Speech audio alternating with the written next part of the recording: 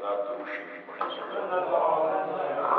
اللهم صل على سيدنا ومولانا محمد وعلى آل سيدنا مولانا محمد والكرم وعلى آله وصحبه وبارك وسلم دائما ابدا. محبت کے ساتھ ایک مرتبہ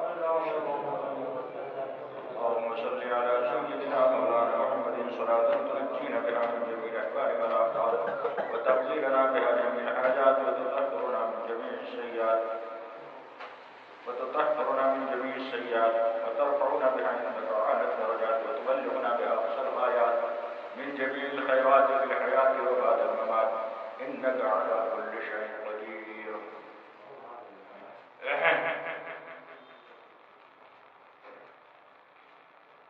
آپ حضرات نے پچھلے جمعے میں اس میں جلالت اللہ کے سلسلے میں ایک بات سماعت کی.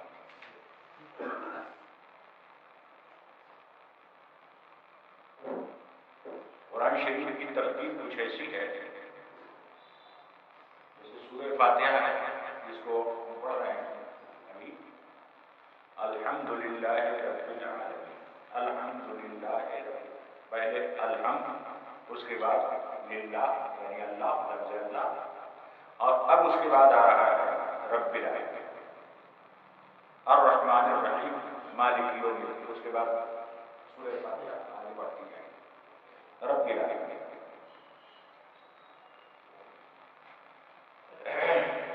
رب کا ترجمہ ہوتا ہے پالنے والا. مالک بھی ہوتا ہے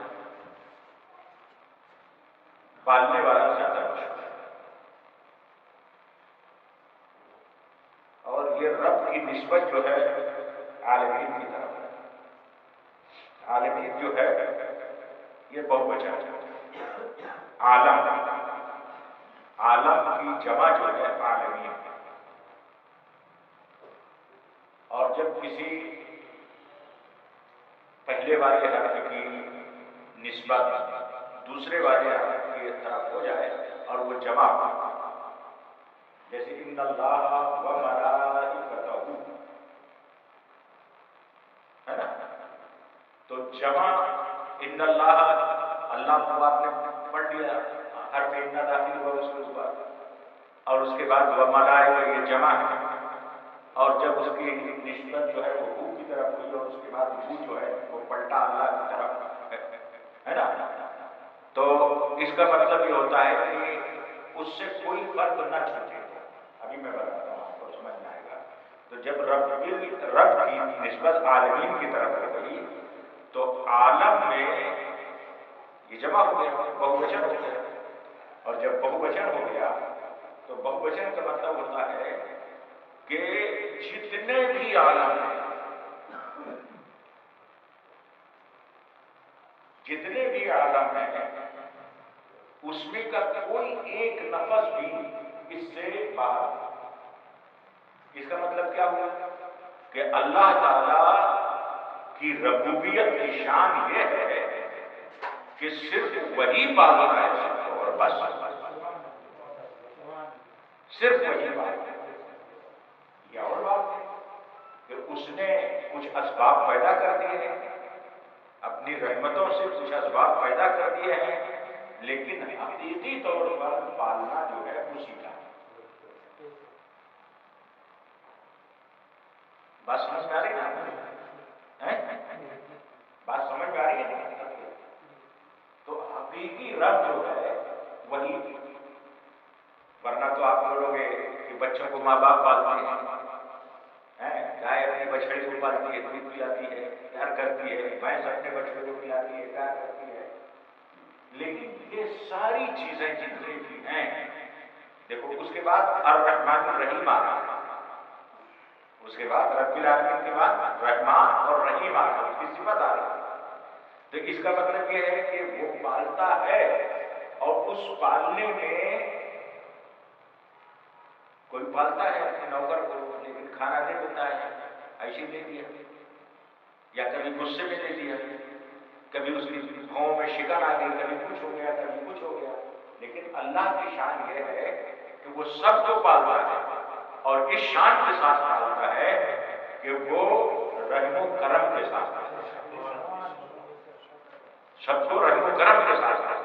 مہمان رنگ، مگر ابھی رنگ کی بات چل رہی ہے، اس کو سمجھنا ہے. تو وہی چیز رہی ہے کہ پچھلے جمعے میں نے بتایا تھا، یاد ہے کچھ؟ کسی کو یاد ہے؟ ہاں دیکھو سبحان اللہ، ابھی تاج الدین صاحب کو یہ یاد ہے. حضرت امام غزالی کو میں نے بتایا تھا یاد رکھنا، مگر آپ لوگ یاد نہیں رکھتے. خیر ان کو یاد ہے، الحمدللہ وصول ہے، ہمارا کام وصول ہے. تو میں نے آپ کو بتایا تھا کہ دیکھو اللہ کا بات چل رہی ہے، اللہ ہے نا، اور اللہ کے کچھ اوصاف میں نے بتائے تھے، ہے نا. تو ان اوصاف کے سلسلے میں یہ بات آ گئی تھی کہ حضرت کیسے ہوتے ہیں، مطلب جب آدمی اللہ تک پہنچ جاتا ہے، جب اللہ تک اس کی رسائی ہو جاتی ہے، اللہ والا جب ہے آدمی، وہ بھی آدمی ہے، لیکن کچھ ایسے خاص وجوہات ایسے ہوتے ہیں، کچھ تو اللہ والے ایسے ہوتے ہیں جو پیدائشی ہوتے ہیں، ان کو اللہ وہیں سے ولی بنا کر کے بھیجتا ہے، یعنی اپنا بنا کے بھیجتا ہے. جیسے کہ انہوں نے پڑھا ہے نواز شریف سرکار اعلیٰ حضرت کی، جو اعلیٰ حضرت فرما رہے ہیں کہ تیری سرکار میں لاتا ہے ہزاروں کو شکل، جو میرا غوث ہے اور لاڈلا بیٹا ہے. تو غوث پاک سرکار جو ہے وہ پیدائش میں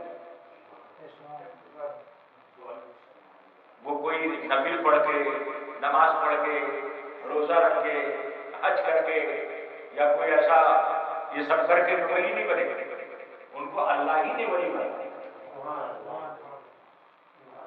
اور جب اللہ نے ولی بنا دیا اور اتنا بڑا پاور دے دیا، اتنا بڑا پاور دے دیا کہ صاحب یہ کہہ دیا ایک بار، کیا کہتے ہیں کہ سمندر میں مسلح بچھا دیا، سمندر میں ہوا میں،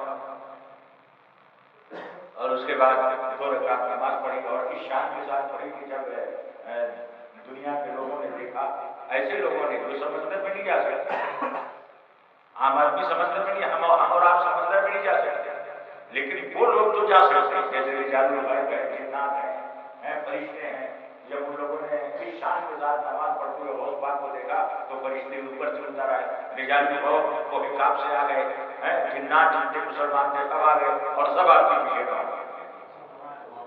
ایک لمبی جماعت ہو گئی. نماز ختم ہوگی تو آپ نے دعا مانگی کہ یا اللہ میں تجھ سے یہ دعا مانگتا ہوں کہ جو میرا مرید ہو جائے تو جب تک وہ توبہ نہ کرے تب تک اس کو موت نہ آئے. اس شان کے ساتھ اس کی موت آئے کہ وہ توبہ کرے اور اس کے بعد آئے. اور توبہ کی شان میں بتا چکا ہوں آپ کو.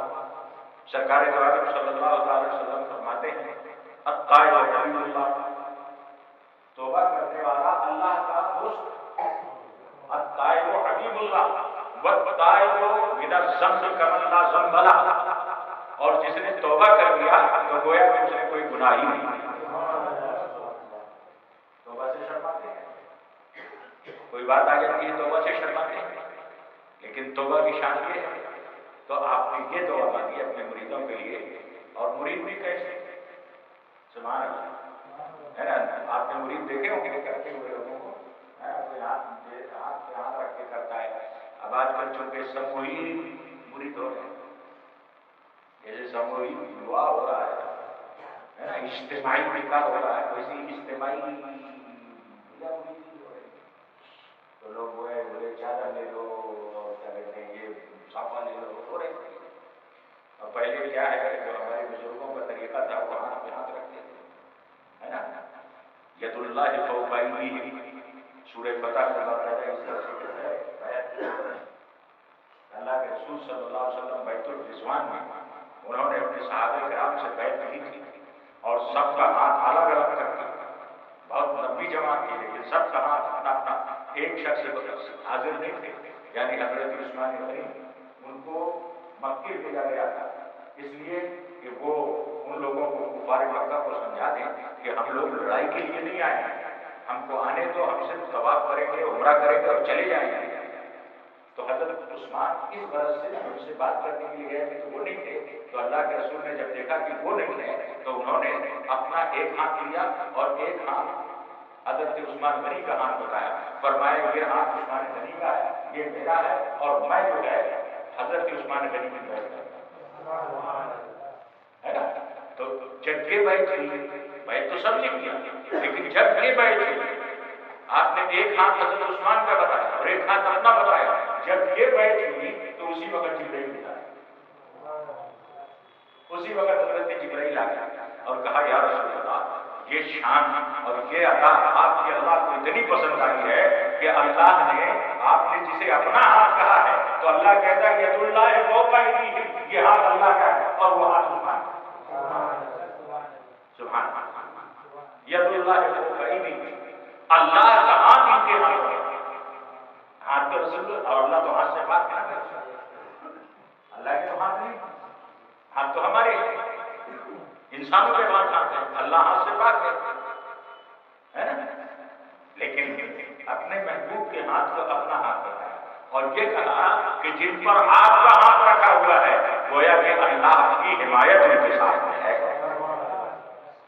یہ تاثر کیا. تو یہ ایسے لوگ تھے ہمارے الحمدللہ، بڑے لوگ ہمارے، کیا کہنا صاحب الحمدللہ رب العالمین، یہ ہماری دین کی حقانیت کی دلیل، یہ سچا اسلام کی سچائی کی دلیل ہے نا.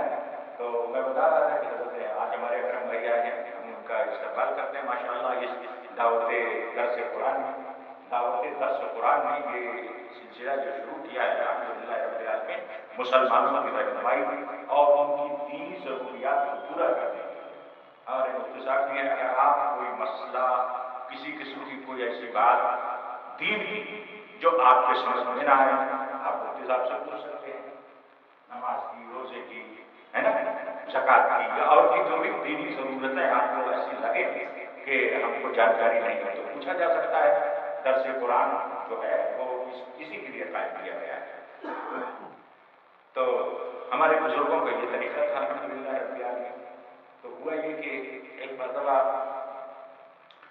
جب حضرت امام غازی بہت بڑے عالم تھے، کتنے بڑے عالم تھے معلوم ہے؟ کتنے بڑے عالم تھے؟ ارے صاحب وہی لوگ عالم تھے، ہم جیسے لوگ تو طالب علم بھی رہنے کے لائق نہیں ہیں. ان کے طالب علم بننے کے لائق، ان کے اسٹوڈنٹ بننے کے لائق نہیں ہم لوگ. وہ ایسے عالم تھے جنہوں نے تفسیر کے نام سے تفسیر کبیر لکھی ہے. تفسیر کبیر اتنی بڑی تفسیر ہے کہ جس کا نام ہی تفسیر کبیر ہے. اس کی زیارت آپ کرو گے تو آپ کا ایمان کا ساتھ. تو ان کا جب آخری وقت آیا، موت تو سب کے لیے اور آئے شان کے ساتھ آئے، ایمان کے ساتھ آئے، تو کیا کریں. تو جب ان کا آخری وقت آیا وہ لیٹے ہوئے تو شیطان آ گیا، اور جب شیطان آ گیا تو انہوں نے کہا حضرت آپ بہت بڑے عالم ہیں ماشاءاللہ، آپ کو معرفت پر بھی کمال حاصل ہے اور آپ کو علم پر بھی کمال حاصل ہے، قرآن کو بھی بہت اچھا جانتے ہیں، حدیث کو بھی بہت اچھا جانتے ہیں. آپ مجھے ایک مسئلہ موت و حیات کی کشمکش میں ہے، یہ مسئلہ کچھ نہیں قسم نہیں بتا، لیکن وہ عالم یقینی عالم تو ان کی علم کا جو جلال وہ جو نیم دراز سے بیٹھ گیا. بول کیا مسئلہ کہ یہ بتائیے اللہ ہے کہ نہیں؟ اللہ کے وجود کے سلسلے میں مجھے بتا دیجیے اللہ موجود ہے کہ نہیں؟ اللہ کوئی چیز ہے؟ اچھا یہ کوئی چیز نہیں، اللہ ہے کہ ایسے نہیں مانتا، ایسے نہیں مانتا. آپ اللہ کے وجود کی دلیل دیجیے، مجھے دلیل سے منوائیے. تو آپ نے ایک دلیل دیا. تو شیطان بھی کم بڑا عالم نہیں تھا. حضرت امام رازی تو یہاں بچوں کو پڑھاتے تھے، یہ آسمان میں فرشتوں کو پڑھاتا تھا، بہت بڑا عالم تھا.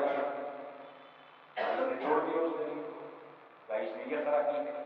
تو آپ نے دوسری دلیل دیا، تو پھر اس نے اس کو توڑ دیا، کہا اس میں یہ خرابی ہے، اس میں یہ خرابی ہے. اس حالت میں حضرت امام رازی رحمۃ اللہ تعالی علیہ نے 360 دلیلیں اللہ کے وجود پر 360 دلیلیں انہوں نے دی، لیکن شیطان نے ساری دلیلیں دی، ہر دلیل میں کوئی نہ کوئی نقص بتا دیا گیا، اس دلیل میں یہ نقص ہے، یہ نقص ہے، یہ نقص ہے۔ اب آدمی آخری سانسیں لے رہا ہے اور آج تک اللہ ہے اللہ ہے اسی پر پوری زندگی بسر کر رہا ہے، وہ ایمان کا ایک حصہ ہے، لا الہ الا اللہ اس ایمان کا حصہ ہے، اور ایسے عالم میں ایسا تردد پیدا ہوا کہ میں صحیح ہوں یا نہیں ہوں، اللہ ہے کہ نہیں ہے، اتنی دلیلیں، ہر دلیل میں کھوٹ، ہر دلیل میں نقص، تو ان کو بہت پریشانی ہوئی، یعنی شک و شبہ، اور شک و شبہ جہاں ہوا وہاں ایمان کہاں رہ گیا، جہاں تردد ہوا وہاں ایمان کہاں رہ گیا۔ تو جب ان کے دل و دماغ میں تردد کا نقشہ بیٹھا تو وہ سوچے کہ آج کیا ہوگا، ادھر تو پوری زندگی جنہوں نے اللہ اللہ کیا ہوا، ان کی کیفیت کا آپ اندازہ لگائیے، سبحان اللہ۔ آپ پیر کو بلائیے، ہے کسی کے ایسے آج کا کل کے پیر نہیں، آج کا انہوں نے آواز دی اپنے پیر کو، سبحان اللہ ہے۔ ان کے پیر 1 مہینے کی، مطلب گھوڑا سے چلا جائے، گھوڑا جب چلا جائے گھوڑا سے، اس وقت جو سواریاں تھیں، گھوڑا گدھا اونٹ وغیرہ تھے، تو جب گھوڑے سے آپ چلو گے تو ان کے پیر صاحب کا مکان کتنی دور تھا، 1 مہینہ جب گھوڑا چلے گا تو ان کے مکان میں پہنچا، کتنی دور تھے، 1 مہینہ گھوڑا چلے گا، تب حضرت نجم الدین کبریٰ رحمۃ اللہ تعالی علیہ سے ملاقات ہو پائی گئی۔ انہوں نے ادھر دیکھا، آگے دیکھا، پیچھے دیکھا، دائیں دیکھا، تو پیر صاحب اپنی مسجد کی دیوار میں بیٹھے ہوئے لوٹا بازو میں رکھا ہوا ہے، وضو فرما رہے ہیں، وضو دیکھ دائیں طرف بیٹھے حضرت نجم الدین کبریٰ رحمۃ اللہ تعالی علیہ، نماز کا وقت ہو گیا ہے، وضو کا لوٹا ہے، اور آپ مسجد کی دیوار پر بیٹھے ہوئے وضو فرما رہے ہیں۔ لیکن جب ان کو کشمکش پیدا ہوا، جب ان کو تردد پیدا ہوا، ان کی نگاہوں نے پیر کو دیکھا، اور پیر نے بھی وضو بند کر کے اسی طرف دیکھا۔ دیکھو دل کا رشتہ کیسا رشتہ ہوتا ہے، کیسا رشتہ ہوتا ہے۔ انہوں نے بھی ہاتھ دھونا بند کیا اور پھر امام غازی کو دیکھنے لگے، اور حضرت امام غازی کی نگاہیں ڈھونڈ رہی تھی، ڈھونڈتے ڈھونڈتے مل گئے، اور جب دونوں کی نگاہیں چار ہوئی، ایسا لگا جیسے ایک ہی آنگن میں دونوں بیٹھے، سبحان اللہ۔ اب کہاں ملیں گے ایسے لوگ، ملیں گے نہیں ملیں گے، مل گئے جن کو ملنا تھا۔